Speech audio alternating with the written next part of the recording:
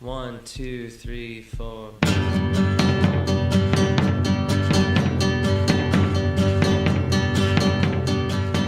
Hi, I'm Katie Marshner. I'm at the Center for Relationships with Morgan Johnson, LPCI counselor intern.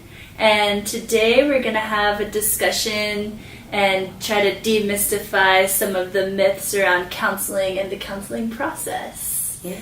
Yeah, so I'd like to start by asking what counseling usually looks like for you.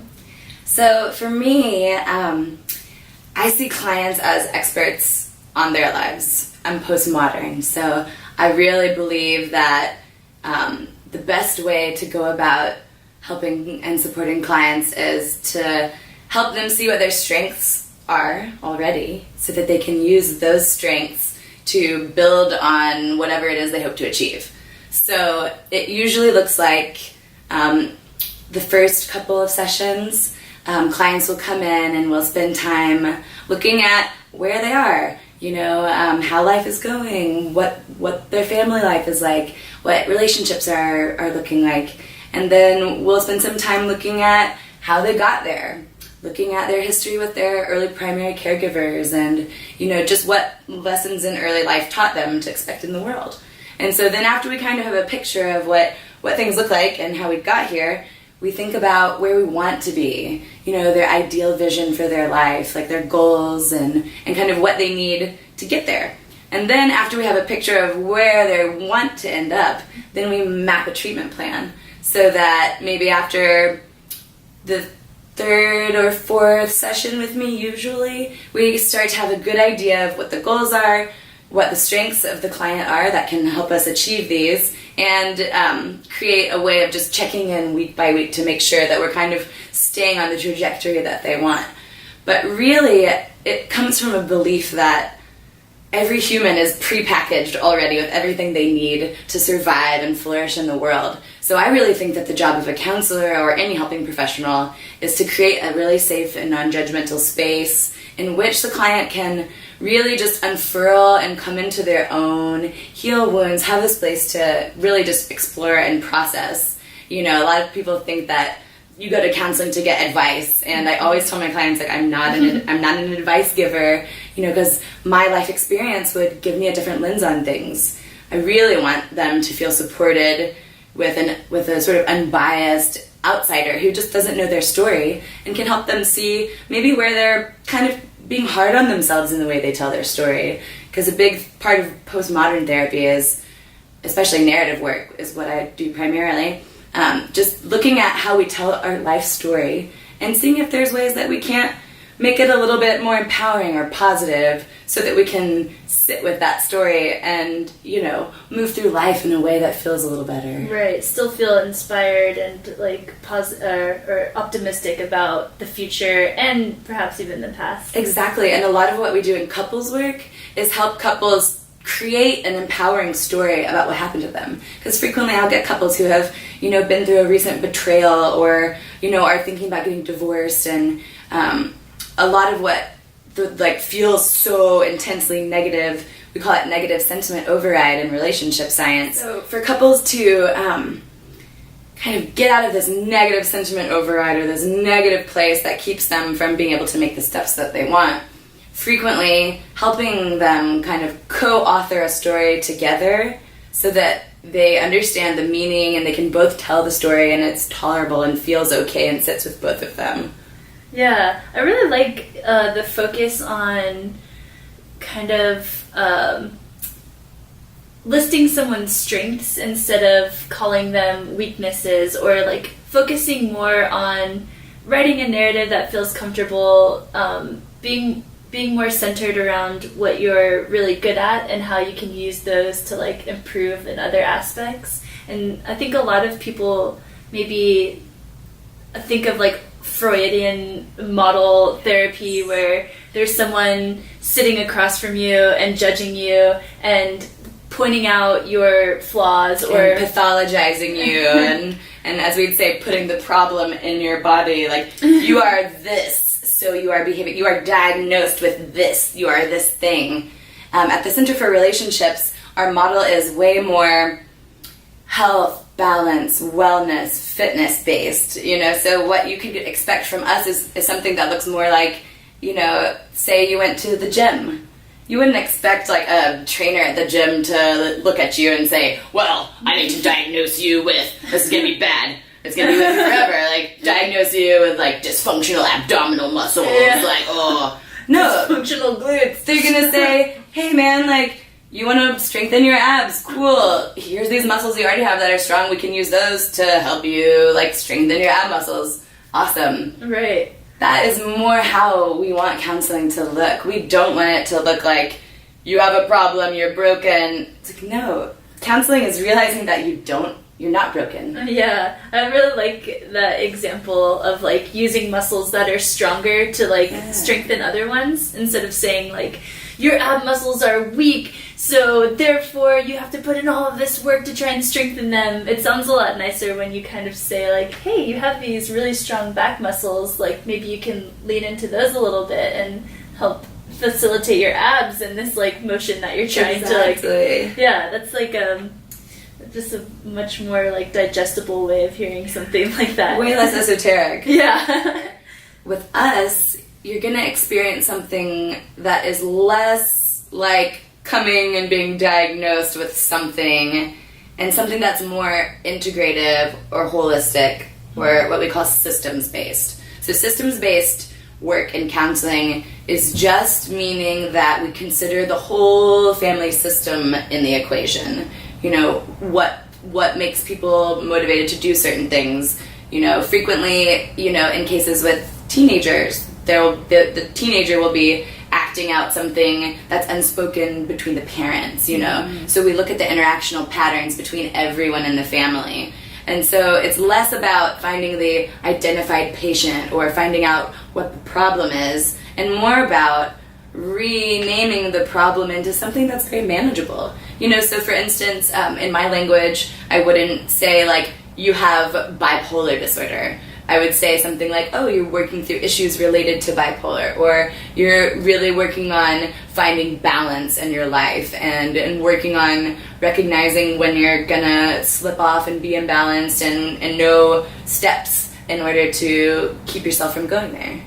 That's really great. I think for a lot of first-time patients, that might be a much more like comfortable situation to walk into, where someone's kind of focused more on wellness and wholeness instead of diagnosing a problem or trying to like medicate a certain symptom. Yeah, and what usually happens is, especially in the work that I do with intimacy, people will come in and think that they are broken or have some sort of irreconcilable sex problem. Right. But as soon as we start talking, we realize it's more relational. Mm-hmm. It's more of like a symptom of some sort of, you know, problematic pattern just in the relationship, that if we just start to be able to recognize when it's happening, you know, whether it's, you know, an attachment protest or a trauma response, or, you know, the variety of different things that can like play into what gives us emotional responses, if we can train couples to just become aware of their patterns, that doesn't mean they're pathological. You know, we believe people can fight, argue, doesn't matter. Gottman found that as high as like 60 to 70% of problems in relationships are gridlocked. They're unresolvable issues. But that doesn't matter when it comes down to it, because if there's, you know, positive regard, shared experiences, you can manage conflict, all of that stuff, it doesn't matter when you hit those issues that you don't agree on, because you can work through it with all of that other trust, commitment, positive regard, all that good stuff that you have built up in the relationship. Right. It's almost like a maze. You're not going to be able to cut right through. You're going to have to go around some corners and kind of look in the corners and see what you find and kind of navigate your way out that way. There's no like easy, clear cut like, okay, this argument is resolved.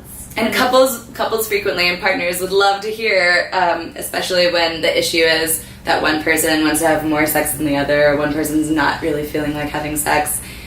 You see that as like, okay, like, we're ready for the solution, like, you can just fix my partner into not being low desire anymore. And it's like, okay, not exactly how this works. It's not there's not a magic pill for having a great relationship.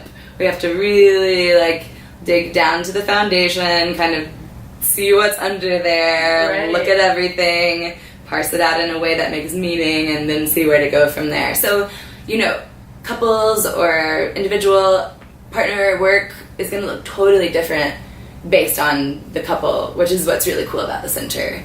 There's a general kind of like process where you'll feel, I hate the word assessment, but basically a few sessions of assessment or getting the story, and then creating the goals, and then moving forward with skills training, and not just skills training, but really digging deep into understanding how our early life experiences play out throughout adulthood, and how our relationships in early life set up expectations and really, really impact how we define what a relationship means, what a person does when they're loved, how they show love, what a man is supposed to do in a relationship, what a woman is supposed to do in a relationship. We learn so much about that from our early lives. And so frequently I'll have clients come in and say, like, well, this problem is sex, like, why are you asking me questions about my dad? Like, that's where I feel like people are like, oh, is this some kind of Freudian wacky stuff? But no, it's just it's very logical.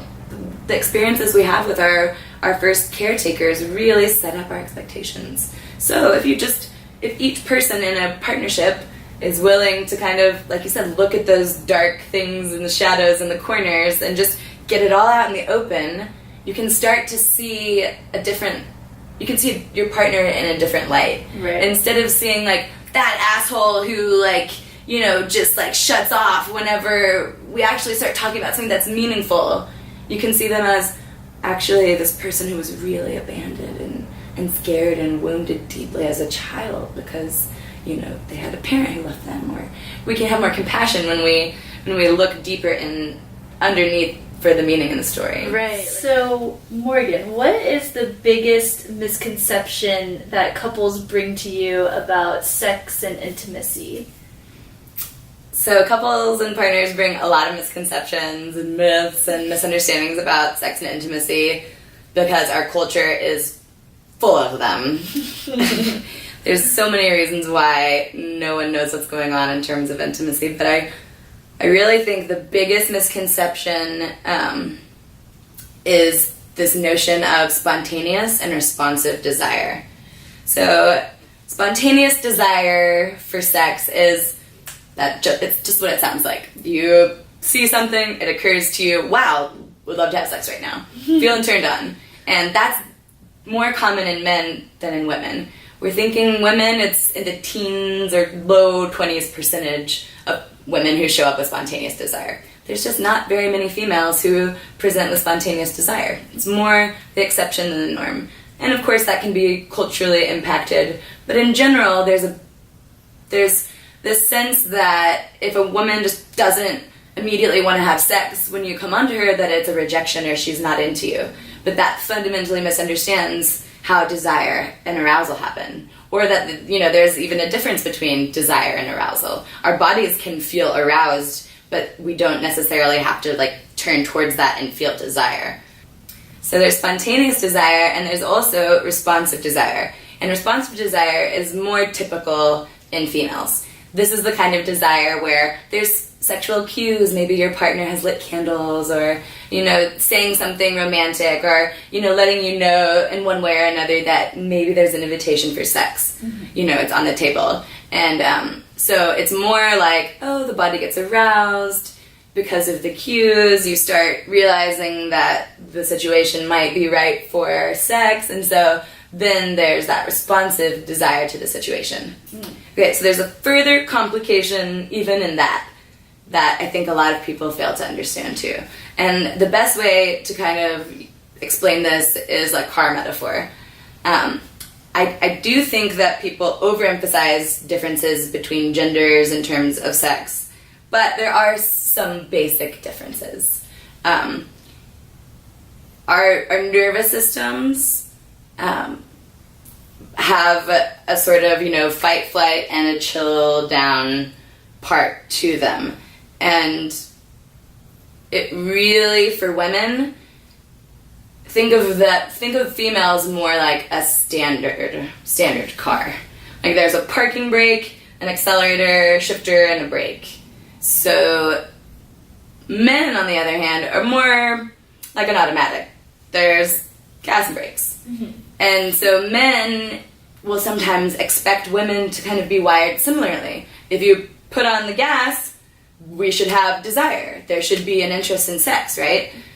But for women, it's more like, first we have to disengage the emergency brake, then we have to take our foot off the brake, then we have to accelerate. So when men, will try and expect kind of spontaneous desire, or not consider that somehow the situation is putting on sexual brakes or kind of activating that fight-flight part of the nervous system for women, they'll feel rejected. And then there's this really common pattern that I see in heterosexual couples with a male and female partner so frequently, that the female partner will start to distance because male partner starts to badger for sex, mm-hmm. and then that kind of like badgering makes her distance more, which makes that partner feel rejected, which makes them feel more anxious and start to badger more. And so you get this kind of chaser and distancer thing that starts happening. It's the most common thing I see in couples counseling related to intimacy. Mm-hmm. And so ditching that idea that everyone has spontaneous desire is just the simplest way for people to just have a better experience relating with, especially females. Yeah, I really love the manual example. You have to disengage the parking brake. Yeah. You've got to step on the clutch, let go of the brake, step on the gas, shift it into gear. There's like maybe a little more work, and yeah, I can see how that would be like a common misconception where a male is like, well, for me, you just put it in drive, let's go. Yeah, but that's why it can be super beneficial to list out what your brakes and accelerators are. Mm-hmm. Because, maybe if you're a female, your male partner needs to know, like, this, like, disengaging of the handbrake, that means the kids aren't in the house. It means my piles of work aren't visible. It means, I've had enough sleep. It's all of these things that allow me to take the sexual brakes off and feel you're pushing on my accelerator. Because sometimes it can feel to the partner when their accelerator is being pushed without that brake, like, excuse me, do you like not even realize, this state I'm in? And then there begins to be this like kind of resentment or things that play in. That's another big misconception that I think is worth addressing, is this idea that women are emotional and men are into sex. Everyone needs to ditch this idea. Studies after study is showing that men are possibly even more emotional and more impacted by emotional experiences than women are. Women are possibly more emotionally resilient, than men. And women like sex just as much as men. As women enter the workforce, we see rates of infidelity evening out. It's not men are cheaters and they're highly sexual. It's more to do with culture. Way more to do with culture. And I think if we ditch this notion that sex is a drive, because it's not. Sex is not a drive. The drive is to emotionally attach and connect with someone. Drives are things, when you think drive, think survive. It's like drinking water, eating food, all these things that we need to do, or we'll die. It might feel like you want to die if you don't have sex, but you're not going to. Right. We have like centuries of monks, who have lived without this to prove that you're tested the theory. Not actually gonna die. So if we ditch this notion of sex as a drive, two things kind of happen.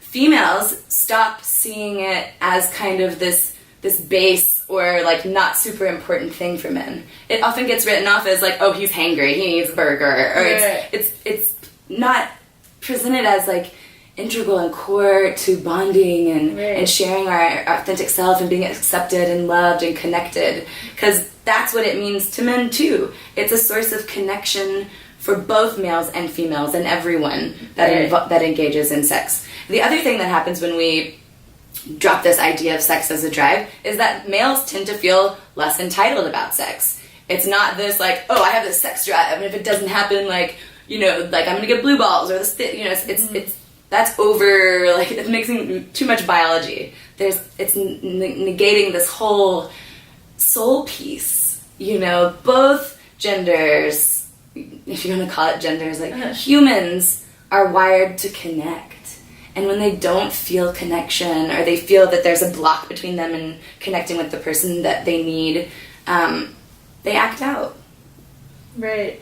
Yeah, it's problematic to discredit it as an actual emotional need or emotional desire for sex. And if you talk to men, you hear it deeply how much sex and intimacy is their primary means. So frequently, physical touch is the primary means of feeling connected, accepted, loved, appreciated, and for them to feel that they're giving that to their partner too. Right. Yeah, it's like maybe the most accessible way that some males can gauge that they are satisfying their partner emotionally and like physically and bringing happiness and joy. Yeah. It's like maybe the primary love language of a lot of males. This idea of satisfying the partner too is one of those areas that pops in as a trouble spot in terms of counseling so often. I call it sexpectations, or kind of like pressure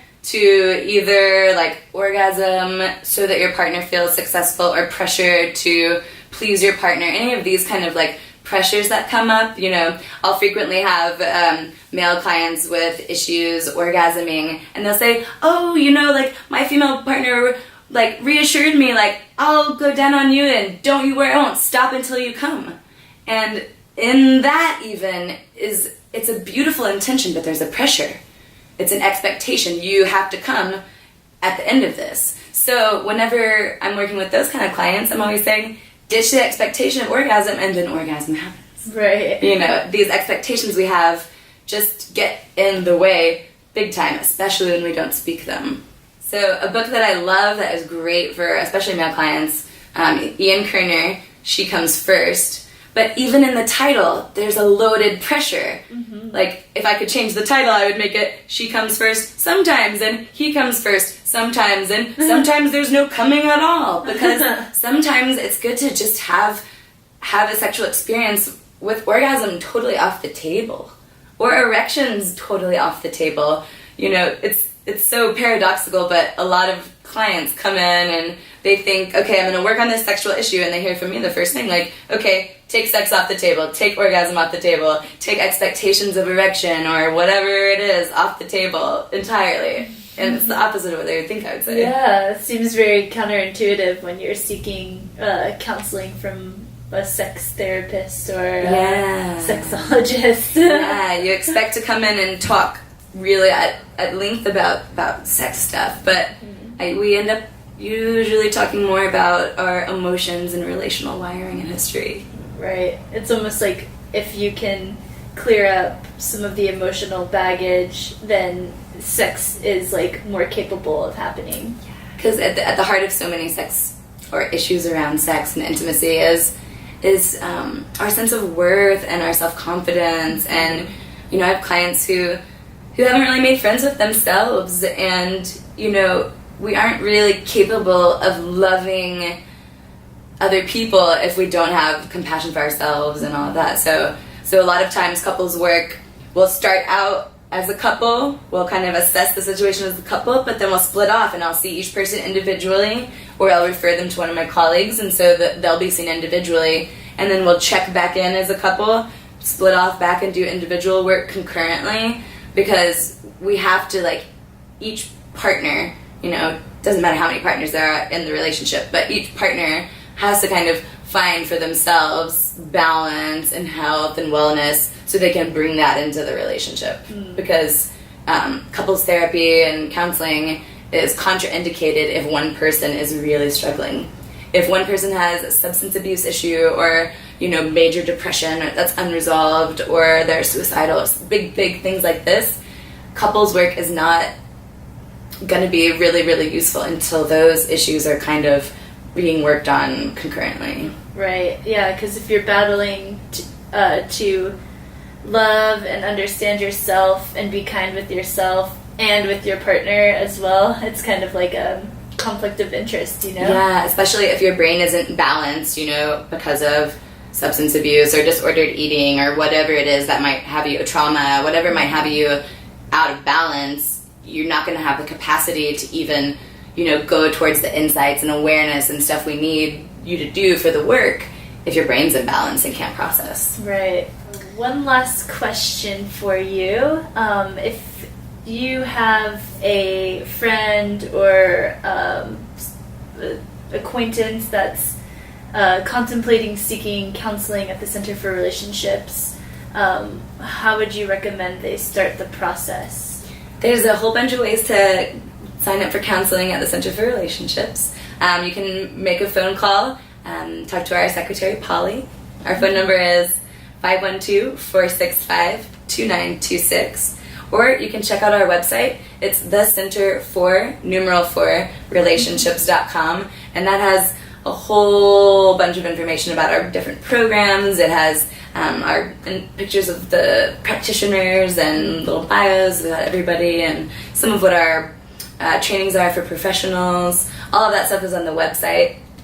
Or you can email us at ctr4relationships@gmail.com. And as soon as you make contact with us, you'll be able to hear with, you know, in about 24 hours usually or less from a counselor who will then look at your schedules together and pick a day to have your first session, and you'll start from there. Awesome.